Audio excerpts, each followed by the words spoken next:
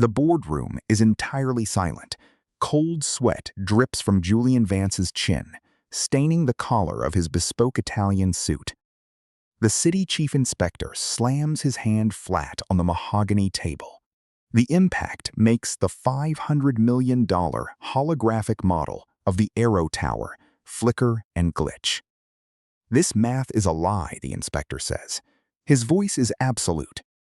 Julian tries to speak. He opens his mouth, but nothing comes out. He looks desperately at his elite design team sitting along the wall. Every single one of them looks away.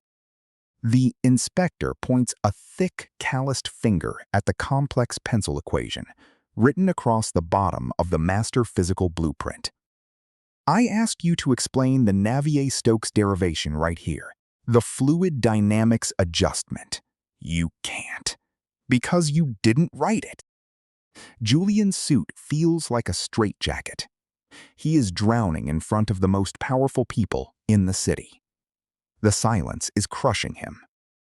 Then, a slow, heavy scraping sound breaks the tension. A plastic mop bucket hits the edge of the conference room door. An elderly man in a faded blue security uniform steps into the room, Arthur Pendleton. He holds a black trash bag in one hand. He moves with a slight, permanent limp. He looks at the frantic, sweating architect. Then he looks calmly at the city inspector. "The resonance coefficient is misaligned by a factor of 3, Arthur says quietly. "The glass will shatter at 40 miles per hour."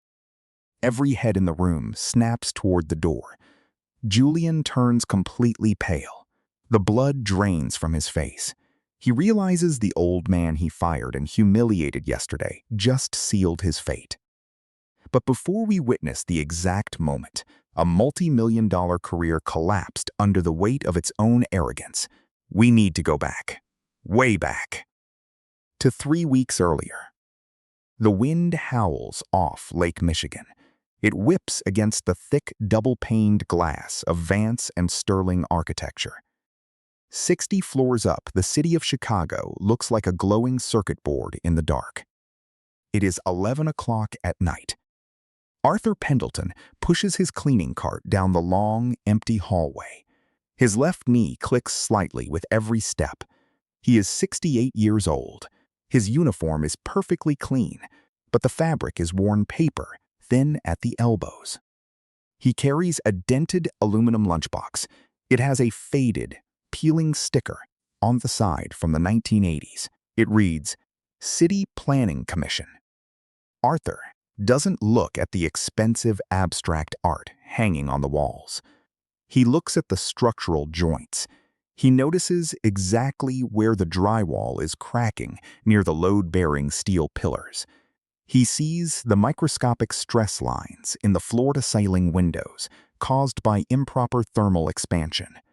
He sees the invisible forces holding the building together. He enters the main drafting room. The room is dominated by a $3,000 holographic drafting table. Standing over it is Julian Vance. Julian is 32. He wears a custom-tailored suit that costs more than Arthur's entire yearly salary. He is the lead architect for the new Aero Tower project. It is a massive skyscraper designed to twist like a glass ribbon into the clouds. It is visually beautiful, but it is fundamentally flawed. Julian is shouting aggressively into his wireless headset. "The predictive model is wrong. Tell the artificial intelligence to force the structural integrity overlay. I don't care about the wind shear warnings. Just make the error lights turn green. We present to the city board in 3 weeks." Arthur stops his cart near the door.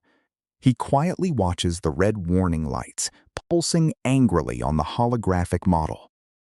Julian rips off his headset and throws it violently onto the desk. He turns and spots Arthur standing in the doorway. "What are you looking at?" Julian snaps. Arthur looks down at his mop. "Just waiting to empty the bins, sir." Julian scoffs, running a hand through his expensive haircut. "Then do your job and get out." Try not to breathe so heavily. You're distracting me." Arthur doesn't argue. He steps into the room. He empties the trash. He wipes the desks. He moves with silent, practiced efficiency. Before he leaves, Arthur's eyes catch the printed backup blueprints scattered on Julian's desk. The math is glaring. The artificial intelligence didn't understand the physical reality of Chicago's vortex shedding, the Kármán vortex street effect. The wind would hit the twisted glass, create a massive vacuum on the opposite side, and pull the heavy glass panels straight out of their aluminum frames. Arthur sighs softly. It is the sigh of a man who knows a disaster when he sees one. He walks out of the room without saying a word. The next night, the storm outside is worse. The building sways slightly. It is a natural occurrence for skyscrapers, but Arthur knows the aerodynamics of the Aero Tower design wouldn't survive a real gale. Arthur returns to the drafting room. Julian isn't there. He went to a luxury gala downtown to network with the wealthy investors. The holographic table is powered down, but the massive physical blueprint is still spread across the desk. The red error log is printed out, sitting right next to it in a thick binder. Arthur sets his old lunchbox down on a side table. He walks over and looks at the error log. The artificial intelligence is trapped in an endless mathematical loop, trying desperately to balance the dead weight of the glass against the dynamic tension of the steel core. Arthur reaches into his faded shirt pocket. He pulls out a worn graphite pencil. He doesn't use a calculator.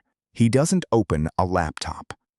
He simply looks at the twisting shape of the tower, and the complex numbers form in his mind like a physical, three-dimensional structure. He leans over the blueprint. In the bottom right corner, he writes a single, elegant calculus equation. It is an old-school derivation adjusting the harmonic frequency of the glass. He changes the load-bearing ratio from a static 4:1 to a dynamic 3.8:1. He adds a simple formula for a tuned mass damper at the apex of the curve.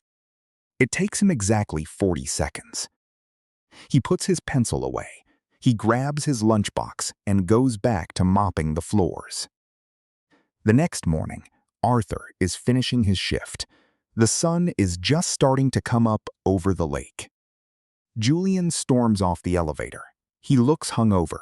His tie is loose. He marches into the drafting room to pack his briefcase. He stops dead. He sees the gray pencil marks on his pristine $1 million blueprint. His face turns bright red. The veins in his neck bulge. He looks around wildly. He spots Arthur wiping down the glass doors at the end of the hall. Julian grabs the blueprint, crumples the edge in his fist, and storms down the hallway. He shoves the heavy paper directly into Arthur's chest. "Did you do this?" Julian screams. His voice echoes off the glass walls. "Did you touch my work?" Arthur stands perfectly still. He doesn't flinch. The wind shear calculation was caught in an endless loop. "I just adjusted the harmonic frequency for you." Julian laughs. It is a harsh, ugly sound. "You adjusted the harmonic frequency? You're a security guard. You clean up garbage. You can't even read a basic computer-aided design file." Arthur points a steady finger at the paper. "If you run that specific equation through your predictive model, the red lights will stop." Julian's eyes narrow with pure disgust. He looks at Arthur's cheap uniform. He looks at his worn orthopedic shoes. "You think you're smart?" Julian hisses, stepping into Arthur's personal space. "You think you can come into my office, deface a $500 million project, and give me advice?" Julian walks over to Arthur's cleaning cart. He grabs Arthur's old, dented lunchbox. "This is trash," Julian says coldly. He drops the lunchbox directly into the large garbage can. The thermos inside shatters with a sickening crunch. Coffee bleeds through the plastic bag. Arthur's jaw tightens. He looks at the garbage can, but he doesn't move to retrieve it. "You're fired," Julian says.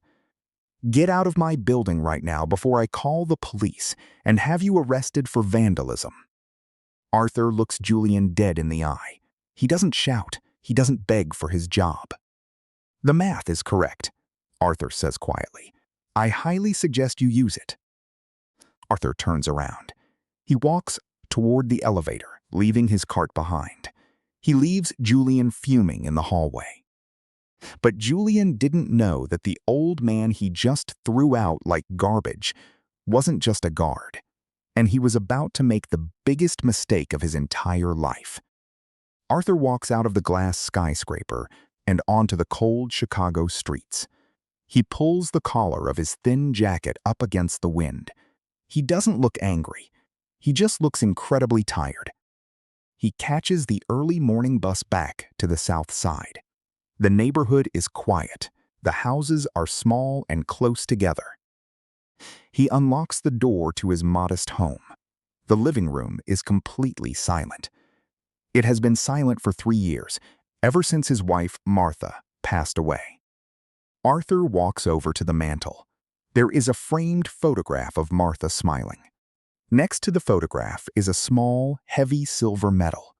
It is the highest civilian honor awarded by the American Society of Civil Engineers.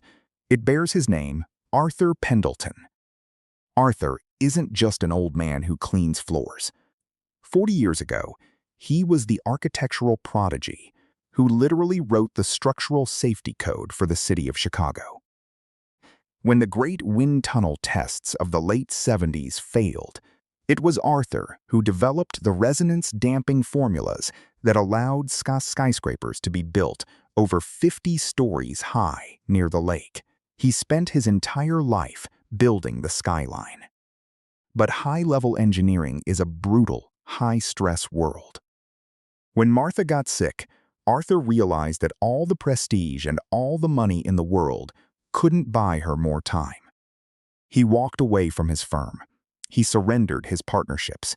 He spent her final years sitting by her bedside, holding her hand. After she died, Arthur couldn't go back to the boardroom. The politics, the arrogance, the relentless pursuit of glass and steel felt entirely hollow to him. He just wanted peace. He wanted a quiet routine. So he took a night shift security job. It paid minimum wage, but it allowed him to walk the quiet halls of the buildings he used to design, far away from the shouting and the egos. He didn't need the money. His pension was massive, and it was entirely donated to an orphanage on the west side. He just needed something to do with his hands. Arthur sits down in his worn armchair. He looks at his calloused hands. His mind is still as sharp as a diamond scalpel. He saw the catastrophic failure in Julian's design in 3 seconds. He tried to help, and for his trouble, he was treated like garbage. He closes his eyes, listening to the wind rattle his small windows. Meanwhile, back at the firm, Julian Vance is about to make a fatal error in judgment. Julian stands alone in the drafting room. He is breathing heavily. The anger from firing Arthur is starting to fade, replaced by a cold, creeping panic. He looks down at the crumpled blueprint in his hand. He looks at the elegant pencil equation written in the corner. He sits down at his keyboard. He pulls up the massive artificial intelligence simulation. The screen is flashing red. The structural integrity overlay is failing at 90 miles per hour wind shear. Julian bites his lip. He types Arthur's exact calculus equation into the raw data feed. He adjusts the harmonic frequency parameters exactly as the old man had written them. He hits the enter key. The room holds its breath. The heavy processors hum loudly. Suddenly, the twisting, holographic model of the Aero Tower shimmers.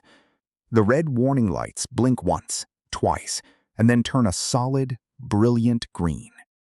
The structural failure probability drops to 0.01%. The vortex shedding issue is completely resolved.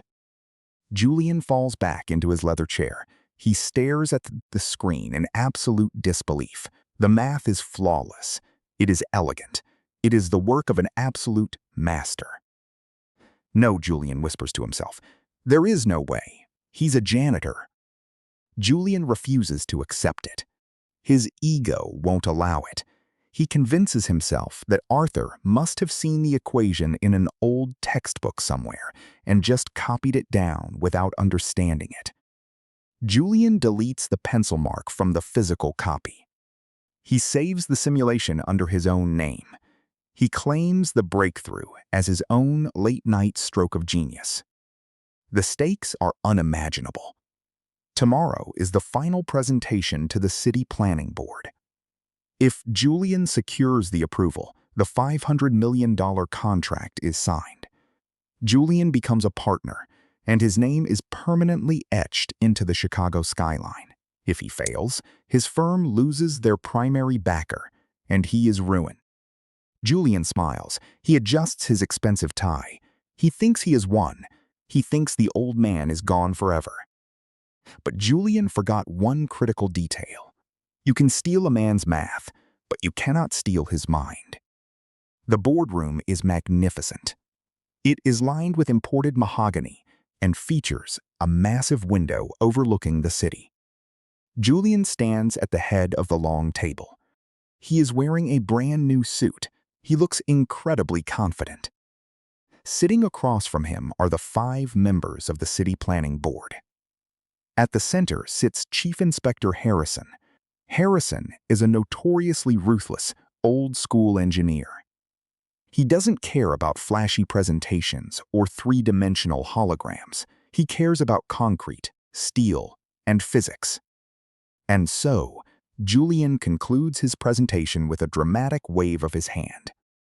The Aero Tower will be the crown jewel of this city, a twisting monument to modern artificial intelligence design. The board members murmur in approval. It looks like a massive success. But Chief Inspector Harrison doesn't smile. He picks up the printed technical brief. He flips past the beautiful renderings and goes straight to the appendix. The raw math. He stops at page 42. He stares at the harmonic frequency adjustment. "Mr. Vance," Inspector Harrison says. His voice is deep and gravelly. The room goes completely quiet. This specific equation right here. The load-bearing adjustment for the apex damper. Julian smiles perfectly. "Yes, sir. That was a breakthrough I had late last night. It perfectly balances the vortex shedding." Inspector Harrison lowers his glasses. "It is brilliant. It is also entirely out of place with the rest of your predictive model.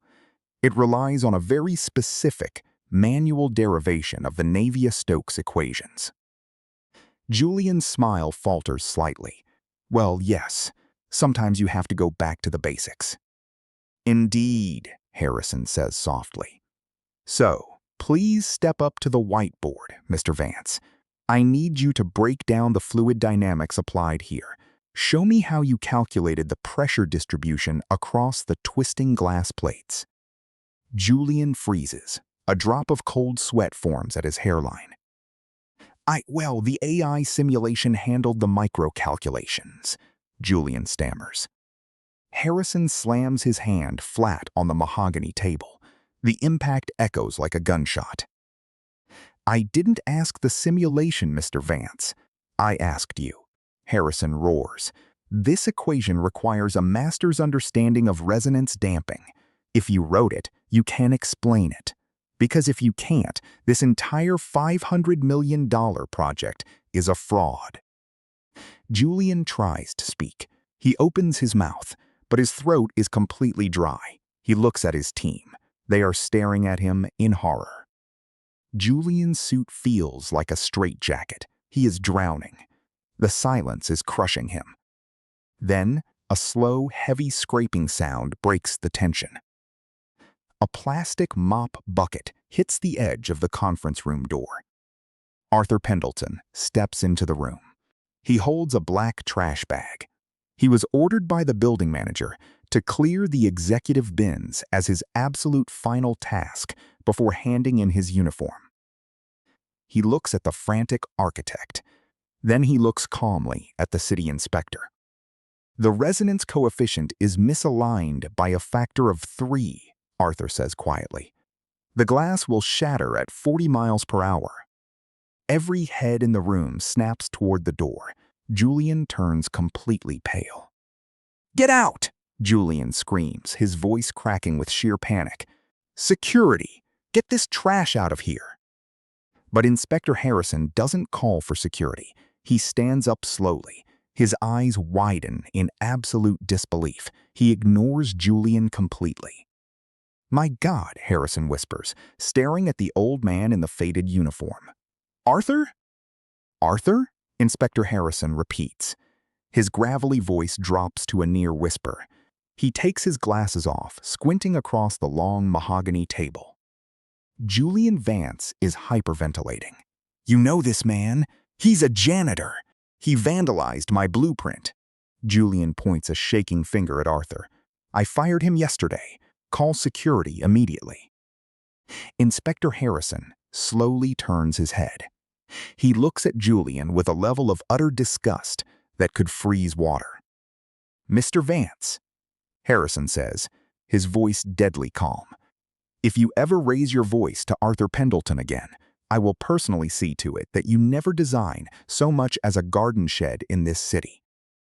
The entire boardroom falls completely silent. The other members of the city planning board lean forward, their eyes wide. They recognize the name. Every civil engineer in the country recognizes the name. Julian's mouth drops open. "Pendleton? The Pendleton Code?" Harrison ignores him. He walks around the massive table and extends his hand. Arthur takes it. The handshake between the two men is firm and full of deep, unspoken respect. "It has been a long time, Arthur," Harrison says gently. "We thought you retired for good after Martha passed." "I did," Arthur says quietly. He looks down at his faded uniform. "I just wanted to keep my hands busy, keep the noise out." "Well, I'm afraid I need you to make some noise right now," Harrison says. He gestures to the whiteboard. "This architect claims he wrote the Navier-Stokes derivation on this blueprint. I know for a fact he didn't. Did you?" Arthur nods slowly. The artificial intelligence was stuck in a feedback loop. It was treating the twisting glass facade as a static wall. It didn't account for the Kármán vortex street effect. Harrison hands Arthur a black, dry erase marker. "Show them." Arthur walks to the whiteboard. He doesn't hesitate. He doesn't need to look at a textbook. He begins to draw. He draws the aerodynamic profile of the aero tower. He explains how the twisting glass acts as a massive airfoil. He writes out the differential equations, showing exactly how the wind shear would create alternating low-pressure zones. He proves, mathematically and undeniably, that without his dynamic 3.8-to-1 ratio adjustment, the glass panels would violently detach from the steel frame at 40 miles per hour. It is a masterclass. It is the work of a true genius. When Arthur puts the marker down, the silence in the boardroom is absolute. The math is flawless. Julian Vance is completely destroyed. His multi-million-dollar career evaporates in that silent room. He shrinks back against the wall, his expensive Italian suit suddenly looking entirely too big for him. Inspector Harrison turns back to Julian. There is no mercy in his eyes. "You didn't write this," Harrison says coldly. "You stole it from a man you treated like garbage. A man who forgot more about structural engineering before you were born than you will ever know." Julian tries to backpedal. I verified it. I ran the simulation. I just optimized his rough sketch." Harrison shakes his head. He pulls out his tablet and pulls up the metadata from the firm's AI server logs. The log shows you manually inputted this exact equation at 2:14 in the morning, 12 hours after Mr. Pendleton's shift ended. You lied to the city board. You presented stolen intellectual property as your own to secure a $500 million government contract. Harrison turns to his team. Suspend the Vance and Sterling operating license, effective immediately. Julian gasps, clutching his chest. You can't do that. The firm will go bankrupt. I am initiating a full, comprehensive audit of every single project you have touched in the last 5 years, Harrison announces, his voice echoing off the glass walls. We are seizing your servers. We are checking every safety signature. The audit is brutal and instantaneous. Within 48 hours, the investigators discover a massive trail of negligence. Julian had been using unlicensed, predictive artificial intelligence to forge structural safety certificates to save money on physical stress testing. He had cut corners on low-income housing projects to increase his own profit margins. The consequences are absolute. Julian's firm is dissolved. He is permanently stripped of his architectural license. He is hit with a massive class action lawsuit from the developers he defrauded. A week later, Julian Vance is escorted out of his beautiful, glass-walled office by his own security guards. He carries his personal belongings in a small cardboard box. As he walks to the elevator, he passes the exact same garbage can where he threw Arthur's lunchbox. He looks at it, completely broken, realizing his arrogance cost him absolutely everything. The city planning board refuses to greenlight the Aero Tower project unless they have absolute certainty it is safe. They reach out to the newly formed Ethical Engineering Consortium that acquired the bankrupt firm's assets. They demand that Arthur Pendleton oversee the structural safety of the tower. Arthur agrees to return to the profession, but only on one strict condition. He refuses to take the massive 7-figure consulting fee for himself. Instead, he mandates that the entire salary be deposited directly into a newly established foundation, the Martha Pendleton Engineering Scholarship. It is a fund designed entirely to provide full-ride university tuition for underprivileged, brilliant students from the South Side of Chicago. Arthur trades his mop and his faded security uniform for a white, hard hat. He stands on the active construction site. The wind howls off Lake Michigan, but the steel skeleton of the tower stands perfectly firm. A young, nervous intern approaches him, holding a complex blueprint, asking a question about a load-bearing joint. Arthur smiles. He reaches into his pocket, pulls out a worn graphite pencil, and begins to teach him the old-school way. The silent genius, finally back where he belongs. But before you go, in a world obsessed with shiny presentations, expensive suits, and artificial intelligence, the true foundation of greatness is always built on silent, earned wisdom. True experts don't need to shout to prove their worth. Their work speaks for them. Julian Vance thought he could replace human brilliance with a computer algorithm and a cruel attitude. He learned the hard way that a beautiful facade means absolutely nothing if the core is rotten. Have you ever witnessed someone try to steal credit for work they completely didn't understand? Or seen an arrogant boss get completely outsmarted by the quietest person in the room? Tell us your story in the comments below. We read every single one. Until next time, remember, the truth speaks loudest in silence.